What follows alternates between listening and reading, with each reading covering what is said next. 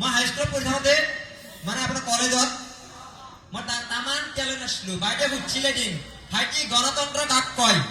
মই তেতিয়া কৈছিলোঁ গণতন্ত্ৰ হৈছে এটা যন্ত্ৰ, যি যন্ত্ৰ সহায়ত চৰকাৰী ধনবিলাক তন্ত্ৰ মন্ত্ৰ কৰি নিজৰ পকেটত সোমাই ল'ব পাৰে, তাকে কয় গণতন্ত্ৰ।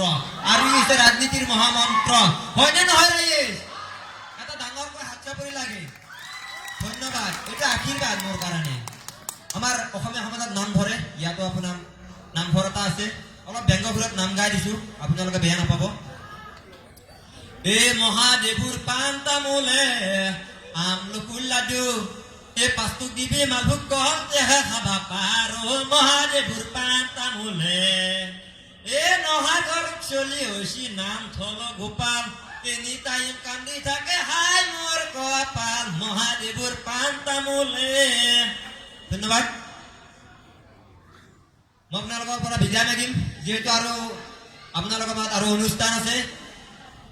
যদি অজানিতে কিবা ভুল ভ্ৰান্তি হৈছিল আপোনালোকৰ মাজৰ বুলি মোক ক্ষমা কৰি দিব।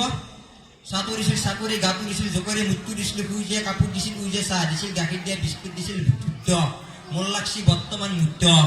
এনেকুৱা পবিত্ৰ অনুষ্ঠান মই বাহিৰত যাব লাগিব, সেয়ে মই বিদায় মাগিম। যদি অজানিতে ভুল হৈছিল মোক ক্ষমা কৰি দিব। এটা ডাঙৰকৈ হাত চাপৰি মই বিদায় মাগিম। ধন্যবাদ, শুভৰাত্ৰি।